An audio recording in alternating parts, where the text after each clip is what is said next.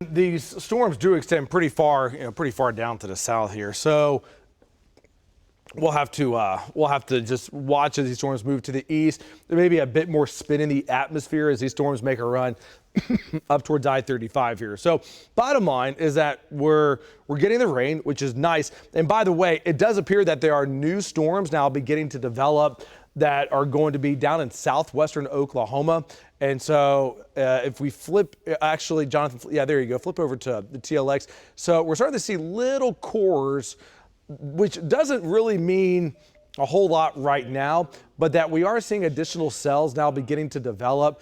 And so we'll have to see as these go up if they continue to increase, because they would make a run into the OKC metro behind this leading edge. That would increase our rain potential, our rain projections, I guess I should be calling it there. So bottom line is that we're going to get some rain in here. I don't think that the flooding threat is going to be anything too tremendous, or maybe a short-term flood potential that comes in with some of these roads that are just made to divert water down it. But for the most part, I think 1 to 2 inches of rain probably is going to be a pretty safe bet for us tonight. And some of the heavier cores, and then obviously a little bit lower for those that don't get a thunderstorm that passes right on top. So watching that for Calumet to Concho, and this severe thunderstorm warning goes all the way up to the Oklahoma County line here, also goes up to the Logan County line. Quite a bit of lightning in these two, by the way. You can see there our lightning counts is really starting to climb. So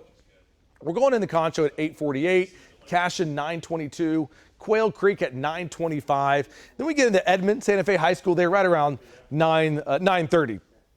With that, tornado watch, as you can see on the bottom of your screen, remains until midnight. So far, the only tornado warnings we have had have been down in far southwestern Oklahoma, Tillman County, and then even a few there in the big country of Texas. But that energy, that jet stream energy that's way down across Texas right now, continues to track up to the north. So there is still a chance that we could see the spin in these storms continue to increase as we get deeper into the night. We still have about another 3 hours and a few extra minutes there of this tornado watch. Now, let's talk about what's going to happen after midnight, because you can see the tornado watch remains until midnight. These storms are likely going to continue as they move east of I-35.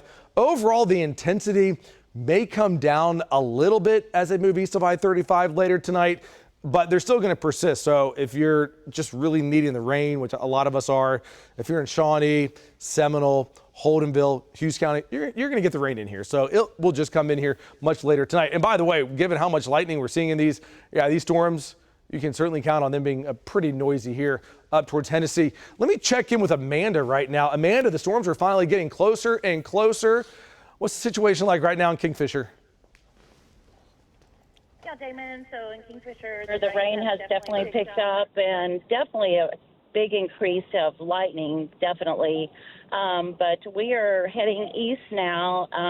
We're kind of watching that area that Jonathan was just talking about in Calumet, a little bit of rotation that he was looking at. So we're planning on hopefully either meeting up with that, or if it doesn't fall apart by the time it gets in our area where we're at. But right now, just some good moderate rain in Kingfisher, and like I said, a lot of lightning now.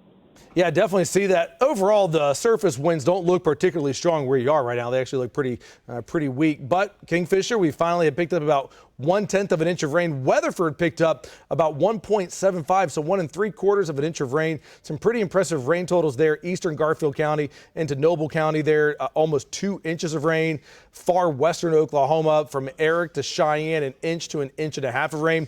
So there are some nice downpours coming in with these storms, and these storms will continue to track towards I-35. Jonathan, let's pull on out. Let's just look at the big picture here, because we are going to get ready to set up for MeTV at 9 o'clock here. But still watching these storms west of I-35. We're doing all right here. We'll continue to see the tornado risk if it continues to increase a bit as we go towards I-35 here in the next 1 to 2 hours.